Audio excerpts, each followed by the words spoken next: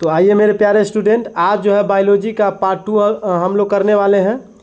देखिए यहाँ से जो भी क्वेश्चन हम आप लोगों को करा रहे हैं ये कहीं ना कहीं हर एग्ज़ाम में पूछा गया क्वेश्चन है। ठीक है, तो आइए अब हम लोग क्वेश्चन को देखते हैं। 106 से क्वेश्चन करेंगे, 105 तक आपको कल जो है इससे पहले वाला वीडियो में करा दिया गया है। आज देखिए 106 से हम लोग कराने वाले हैं। देखिए यहाँ पे है स्वपोषी पोषण के लिए आवश्यक है तो कार्बन डाइऑक्साइड तथा जल, ऑप्शन बी में है क्लोरोफिल, ऑप्शन सी में है सूर्य का प्रकाश, यानी उपयुक्त में से सभी इसका राइट आंसर हो जाएगा। इसी प्रकार से क्वेश्चन नंबर 107 में देखेंगे कि पाइरूवेट के विखंडन से यह कार्बन डाइऑक्साइड जल तथा ऊर्जा देता है और यह क्रिया होती है। तो यह क्रिया होती है किसमें? माइटोकॉन्ड्रिया में। इसी प्रकार से क्वेश्चन नंबर फिर 108 में आइए। 108 में हम लोग देखेंगे, देखिए यहाँ पे दिया गया कि पादप में जाइलम उत्तरदायी है। तो पादप में जाइलम उत्तरदायी है जल का वहन, ऑप्शन नंबर ए राइट उत्तर हो जाएगा। और एक बात आपसे बताना चाहेंगे कि ये सभी क्वेश्चन को आप लोग जो है हो सके तो कॉपी में भी लिख लीजिए, ठीक है, ताकि बार बार याद करते रहिएगा। नहीं तो मोबाइल में भी जो है आप जब चालू कीजिए, चालू करके सोते समय बैठते समय एकदम चालू करके और सुनते रहिए, सुनने से भी आपको याद हो जाएगा। ठीक है, तो आइए क्वेश्चन नंबर हम 109 में आएंगे। 1 मिनट, 109 में आएंगे और 109 में देखिए यहाँ पे कि पीत रस कहाँ से स्त्रावित होता है। तो पीत रस जो होता है यकृत से स्त्रावित होता है, यानी निकलता है। इसी प्रकार से क्वेश्चन नंबर अब 110 में देखेंगे कि कवक में पोषण की कौन सी विधि पाई जाती है। तो राइट आंसर हो जाएगा ऑप्शन नंबर ए, यानी मृतजीवी। इसी प्रकार से क्वेश्चन नंबर आइए 111 में हम लोग देखेंगे, दिया गया है रुधिर चाप नियंत्रित होता है। तो इसका राइट आंसर हो जाएगा ऑप्शन नंबर सी, यानी एड्रीनल द्वारा। इसी प्रकार से क्वेश्चन नंबर 112 में रुधिर का कौन सा अवयव रक्त स्राव को रोकने में मदद करता है। तो इसका राइट आंसर हो जाएगा ऑप्शन नंबर सी, यानी प्लेटलेट्स। इसी प्रकार से क्वेश्चन नंबर आइए 113 में कह रहा है कि निम्न में से कौन सा जीवाणु जनित रोग नहीं है। इसका राइट आंसर हो जाएगा ऑप्शन नंबर सी, यानी मस्सा। इसी प्रकार से क्वेश्चन नंबर 114 में अब हम लोग आएंगे। देखिए यहाँ पे दिया गया है कि सामान्य अनुशीतलन रक्तदाब होता है, तो वह होता है 80 mm, option number A right उत्तर। इसी प्रकार से 115 में देखिए करा किसकी उपस्थिति के कारण पौधे का रंग हरा होता है। तो क्लोरोफिल के कारण, ऑप्शन नंबर ए राइट उत्तर। इसी प्रकार से देखेंगे 116 में कि पौधों में उत्सर्जी पदार्थ है। इसका राइट आंसर हो जाएगा आपको गोंद में, लैटिन में, रेजिन में, यानी ऑप्शन नंबर डी, इनमें से सभी हो जाएगा। इसी प्रकार से क्वेश्चन नंबर आइए 117 में देखेंगे हम लोग, कह रहा है कि द्विखंडन होता है। तो द्विखंडन होता है पैरामीशियम में भी, अमीबा में भी, लिस्मैनिया में भी, यानी इनमें से सभी में, यानी सभी इनमें से सभी में होता है द्विखंडन। पैरामीशियम में भी, अमीबा में भी, लिस्मैनिया में भी, यानी इनमें से सभी में द्विखंडन होता है।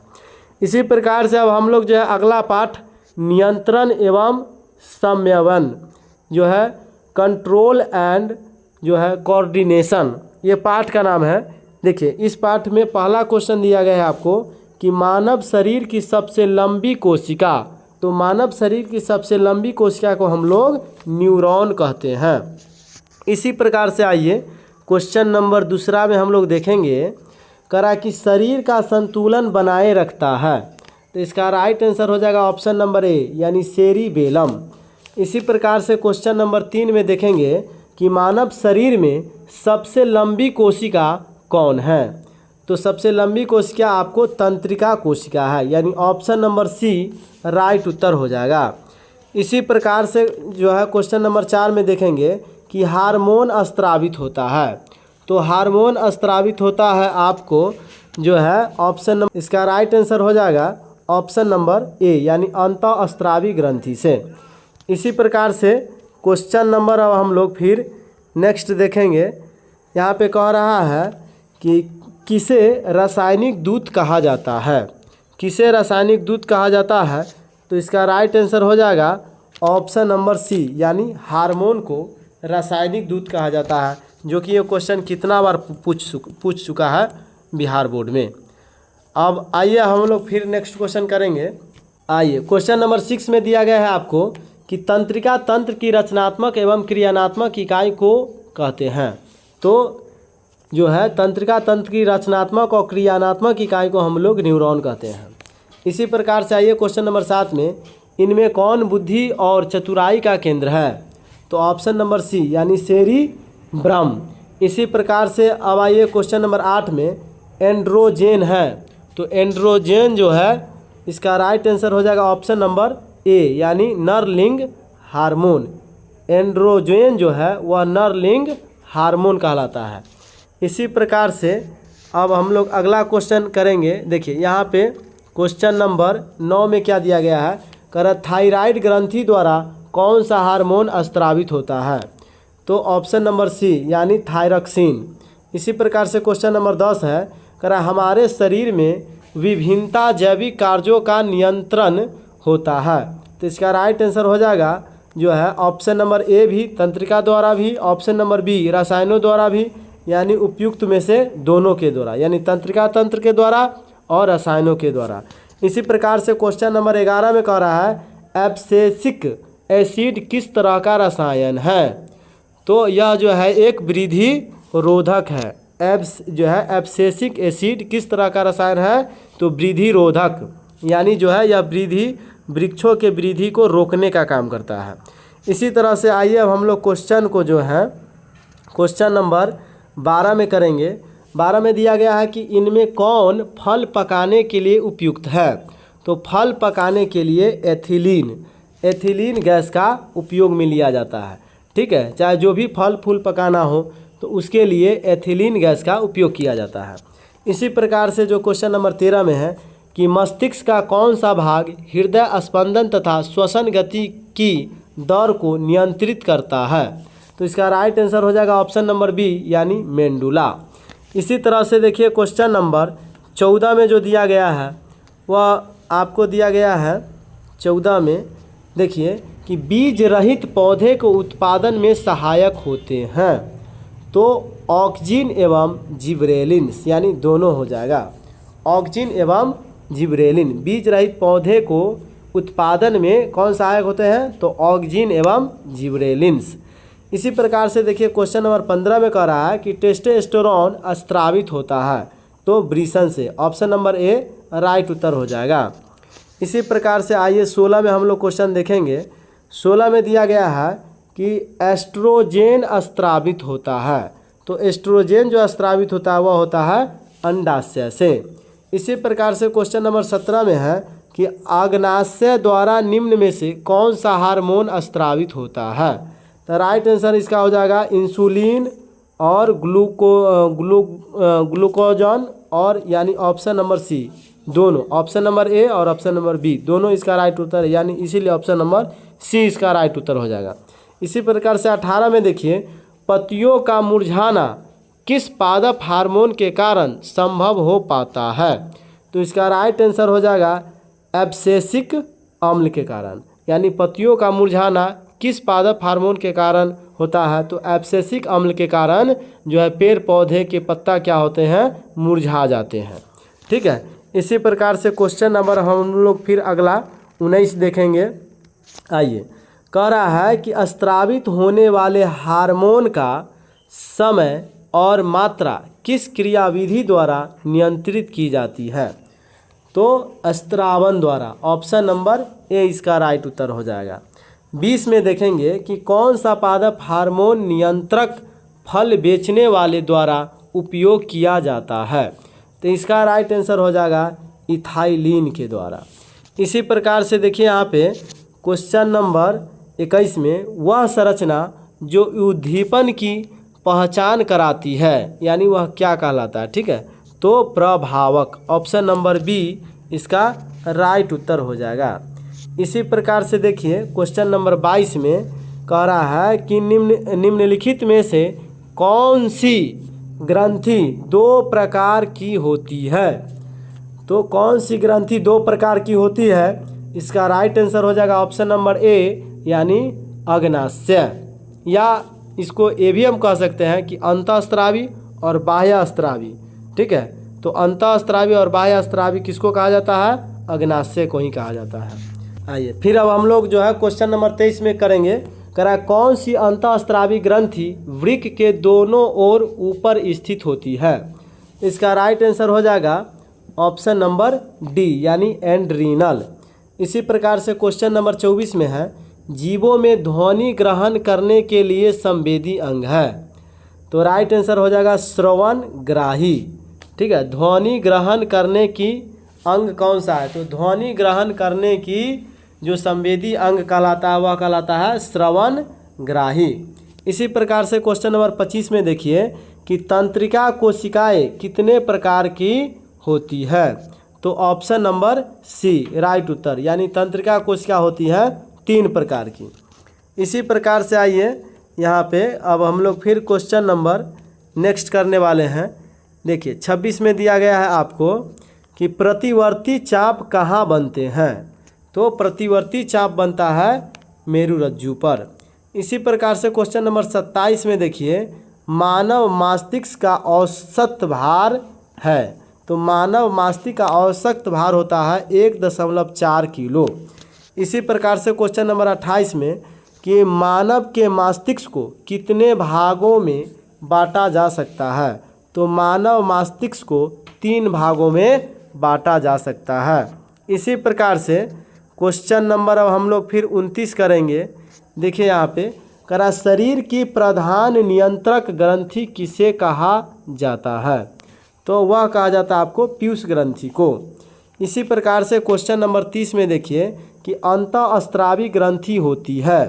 तो नलिका विहीन, ऑप्शन नंबर ए राइट उत्तर। इसी प्रकार से क्वेश्चन नंबर 31 में लैंगरहैंस की द्वीपिकाएँ पाई जाती है। तो अग्नाशय में। ये क्वेश्चन भी कई बार पूछा है कि लैंगरहैंस की द्वीपिकाएँ कहाँ पाई जाती है? तो अग्नाशय में। इसी प्रकार से क्वेश्चन नंबर अब हम लोग 32 करने वाले हैं। कह रहा है कि थायराइड ग्रंथि की अल्पक्रियता के कारण कौन सा रोग उत्पन्न होता है? तो इसका राइट आंसर हो जाएगा ऑप्शन नंबर डी, यानी ये सभी, यानी ऑप्शन नंबर ए में दिया गया है अप टू वामनता, इसके बाद अप टू अल्पक्रियता, और ऑप्शन नंबर सी में है जो है मिक्सीडिमा, यानी ये इसका ऑप्शन नंबर डी, यानी ये सभी हो जाएगा। इसी प्रकार से क्वेश्चन नंबर 33 में देखिए कि भोजन का पचना किस प्रकार की अभिक्रिया है? तो उपचयन। इसी प्रकार से क्वेश्चन नंबर 34 में देखिए कि मादा जनन हार्मोन कौन से होते हैं? तो राइट आंसर हो जाएगा इसका प्रोजेस्टेरॉन और एस्ट्रोजन और जो है एस्ट्रोडियोल, यानी ऑप्शन नंबर डी, ये सभी हो जाएगा। ठीक है, इनमें से सभी। इसी प्रकार से क्वेश्चन नंबर आइए हम लोग 35 करेंगे। 35 में दिया गया है कि अंडाशय द्वारा स्रावित होता है। तो एस्ट्रोजन भी, प्रोजेस्टेरॉन भी, रिलैक्सिन भी, इनमें से सभी, यानी ये सभी इसका राइट उत्तर हो जाएगा। इसी तरह से क्वेश्चन नंबर 36 में देखिए वृक्क के ऊपर स्थित अंतःस्रावी ग्रंथि है। इसका राइट आंसर हो जाएगा अधिवृक्क ग्रंथि, ऑप्शन नंबर सी राइट उत्तर। इसी प्रकार से क्वेश्चन नंबर 37 में देखिए कि पौधों में वाष्पोत्सर्जन किस भाग में होता है? तो पत्ती में होता है, यानी पेड़ पौधा का जो पत्ता होता है उसी में क्या होता है? वाष्पोत्सर्जन होता है। इसी के द्वारा पेड़ पौधा ऑक्सीजन लेता है और ऑक्सीजन छोड़ता भी है। अब आइए क्वेश्चन नंबर हम लोग 38 से फेर करेंगे। देखिए यहाँ 38 में जो दिया गया है कि हमारे शरीर में ग्राही का क्या काम है? तो ग्राही का काम है उद्दीपनों को ग्रहण करना। इसी प्रकार से क्वेश्चन नंबर 39 में है निम्नलिखित में से कौन सा पादप हार्मोन है? तो साइटोकाइनिन। पादप हार्मोन कौन सा है? तो साइटोकाइनिन। इसी तरह से क्वेश्चन नंबर 40 में है मस्तिष्क उत्तरदायी है। तो राइट आंसर हो जाएगा सोचने के लिए, हृदय स्पंदन के लिए, शरीर का संतुलन बनाए रखने के लिए, यानी उपरोक्त में से सभी। ऑप्शन नंबर डी इसका राइट उत्तर हो जाएगा। ठीक है, तो चलिए हम लोग फिर नेक्स्ट क्वेश्चन करने वाले हैं। अब क्वेश्चन नंबर 41 से देखिए मस्तिष्क का कौन सा भाग शरीर को स्थिति तथा संतुलन का अनुरक्षण करता है? तो इसका राइट आंसर हो जाएगा ऑप्शन नंबर सी यानी पसच मस्तिष्क। इसी प्रकार से 42 में है, मनुष्य में आयोडीन की कमी से कौन सा रोग हो जाता है? तो घेंघा नामक रोग। इसी प्रकार से आइए क्वेश्चन नंबर 42 में दिया गया है कि निम्न में से कौन सा पिट्यूटरी ग्रंथि से निकलने वाला हार्मोन है? तो इसका राइट आंसर हो जाएगा ऑप्शन नंबर ए यानी वृद्धि हार्मोन। आइए अब हम लोग क्वेश्चन नंबर 44 को करेंगे। कह रहा है कि दो तंत्रिका के मध्य खाली स्थान को क्या कहते हैं? तो राइट आंसर हो जाएगा इसका सिनेप्स। देखिए ये क्वेश्चन 11 में, 12 में, 18 में और 23 में भी पूछा गया था। ठीक है, तो ये क्वेश्चन जो है बहुत बार रिपीट करता है। ठीक है, ये बिहार बोर्ड का बार बार रिपीट करता है, पूछे हुए क्वेश्चन को ही रिपीट करता है, 4 साल 5 साल पहले का पूछता रहता है। ठीक है, तो इस प्रकार की वीडियो देखने के लिए आप लोग जो है लाइक कीजिए वीडियो को और सब्सक्राइब भी कर लीजिए ताकि आपके मोबाइल पर ये वीडियो ऑटोमेटिक ही चला जाए। ठीक है, और अगर आप 10वें के विद्यार्थी हैं तो सब्सक्राइब कर लीजिए। अगर आप 10वें के विद्यार्थी नहीं हैं तो कोई ज़रूरी नहीं है, कोई बात नहीं है, लेकिन लाइक कर सकते हैं। तो आइए अब हम लोग अगला क्वेश्चन करेंगे कि मास्टर ग्रंथि किस ग्रंथि को कहते हैं? तो पिट्यूटरी ग्रंथि को। और जो भी 10th में विद्यार्थी पढ़ रहा है उसे यह वीडियो जो है आप शेयर कर दीजिए। ठीक है, तो इससे क्या होगा, उस विद्यार्थी को भी यह लाभ पहुंच जाएगा। ठीक है, आइए ताकि किसी को दुष्टपना नहीं, किसी को भला कीजिए, आपको भी भला होगा। आइए, पौधे की जैविक क्रियाओं के बीच समन्वय स्थापित करने वाले रासायनिक पदार्थों को क्या कहते हैं? तो राइट आंसर हो जाएगा इसका पादप हार्मोन। इसी प्रकार से आइए अब हम लोग क्वेश्चन नंबर 47 करने वाले हैं। यहाँ पे दिया गया है कि अंकुंचन गति किस पौधे पर प्रमाणित की जाती है? तो राइट आंसर हो जाएगा ऑप्शन नंबर बी यानी छुई मुई। इसी प्रकार से 48 में दिया गया है कि इंसुलिन की कमी से सामान्यतः कौन सा रोग होता है? तो राइट आंसर हो जाएगा ऑप्शन नंबर ए यानी मधुमेह। इसी प्रकार से 49 में देखेंगे कि मनुष्य में चीनी के विघटन में कौन हार्मोन सहायक है? तो ऑप्शन नंबर सी इसका राइट आंसर हो जाएगा यानी इंसुलिन। इसी प्रकार से आइए क्वेश्चन नंबर अब हम लोग 50 करने वाले हैं। दिया गया है कि रक्त में आयरन की कमी से होने वाला एक रोग है, तो एनीमिया यानी जो है रक्त में आयरन की कमी से कौन सा बीमारी हो जाता है? एनीमिया। ये क्वेश्चन आपको ऐसे भी पूछ सकता है कि शरीर में रक्त की कमी होने से कौन सा बीमारी हो जाता है? तो इसका फिर भी जवाब क्या होगा? एनीमिया ही। ठीक है, आइए क्वेश्चन नंबर 51 में देखिए, कह रहा थायरक्सिन का स्त्रावन कहाँ से होता है? तो ऑप्शन नंबर ए यानी थायराइड से। इसी प्रकार से क्वेश्चन नंबर 52 में देखिए, स्वपोषी पोषण के लिए आवश्यक है? तो CO2 यानी कार्बन डाइऑक्साइड भी, क्लोरोफिल भी, सौर प्रकाश भी, यानी इनमें से सभी। ऑप्शन नंबर डी इसका राइट उत्तर हो जाएगा। इसी प्रकार से आइए अब हम लोग क्वेश्चन नंबर 53 करने वाले हैं। देखिए यहाँ दिया गया मानव में डायलिसिस थैली है, तो इसका राइट आंसर हो जाएगा नेफ्रॉन। इसी प्रकार से 54 में देखिए, पौधे में नहीं पाया जाता है। पौधे में नहीं पाया जाती कौन चीज़ है जो नहीं पाया जाता है? ठीक है, इसके बारे में बताना है। तो तंत्रिका तंत्र भी नहीं पाया जाता है और रासायनिक नियंत्रण भी नहीं पाया जाता है। ठीक है, राइट आंसर हो जाएगा ऑप्शन नंबर डी। ठीक है, अब आइए अब हम लोग क्वेश्चन नंबर 55 में है, बाह्य उद्दीपनों के प्रभाव से पौधों में होने वाले गति को कहते हैं? तो इसका राइट आंसर हो जाएगा ऑप्शन नंबर बी यानी अनुवर्तिनी गति, यानी अनुवर्तिनी गति। इसी प्रकार से क्वेश्चन नंबर अब हम लोग फिर 56 करने वाले हैं। देखिए, करा वह रासायनिक पदार्थ जो तंत्रिका आवेग को जो है एक्सॉन से दूसरे न्यूरॉन की जो है डेट्राइट्स में पहुंचाती है, वह क्या कहलाती है? तो इसका राइट आंसर हो जाएगा ऑप्शन नंबर बी यानी एसिटाइलिन कोलिन। ठीक है, एसिटाइल कोलिन। ये सभी वीडियो को आप वीडियो पर से भागिए नहीं, कंटिन्यू देखिएगा तभी आपको फ़ायदा होगा। एक और दो क्वेश्चन देख के चले गए, इससे आपको कोई लाभ होने वाला नहीं है। सभी क्वेश्चन को देखिए और सभी क्वेश्चन को समझने की कोशिश कीजिए, लिखिए भी और इसको याद कर जाइए, क्योंकि यही क्वेश्चन सब परीक्षा में बार बार रिपीट होता रहता है। ये मत समझिएगा कि सर किसी किताब से करा रहे हैं। आप दुनिया का कोई भी टीचर को देख लीजिए, इसी क्वेश्चन को आपको लिख कर चाहे इधर उधर करके आगे पीछे करके इसी क्वेश्चन सबको लिखाता है। ठीक है, दूसरा कोई क्वेश्चन नहीं रहेगा। आप चाहे जो भी चैनल पे चले जाइए, आप जाके देखिए जो है, भले ही वह इस किताब से नहीं हो लेकिन क्वेश्चन यही रहेगा, आगे पीछे करके वो लोग देते हैं। ठीक है, तो मेरे पास उतना टाइम नहीं है क्योंकि ऑफलाइन क्लास में हमको खींचना रहता है, जिसके एवज में हम आपको डायरेक्ट जो है ओरिजिनल क्वेश्चन सब जो है छाप करके और डायरेक्ट मैं आप लोग के स्क्रीन रिकॉर्डर पढ़ाने का काम कर रहे हैं। ठीक है, तो इस सभी क्वेश्चन को आप देख लीजिए, बढ़िया से याद कर जाइए, क्योंकि जो भी टीचर कराएंगे यही क्वेश्चन सब कराएंगे। आपको विश्वास नहीं तो आप जाके देखिए, यही क्वेश्चन सब आगे पीछे हो ये हो सकता है, लेकिन यही क्वेश्चन सब होगा। देखिए अब 56 क्वेश्चन में 56 नंबर तो आपको बताइए दिए हैं। 57 में कह रहा है कि गैस के रूप में पाए जाने वाला हार्मोन, तो राइट आंसर हो जाएगा ऑप्शन नंबर डी यानी एथिलीन। इसी प्रकार से देखिए 58 में निम्नांकित में कौन पादप हार्मोन नहीं है, तो इसका राइट आंसर हो जाएगा ethylene, option number A right उत्तर। तो इन्हीं शब्दों के साथ जय हिंद, जय भारत, ठीक है, जय चक्रवर्ती, जय बांसुरी क्लासेज।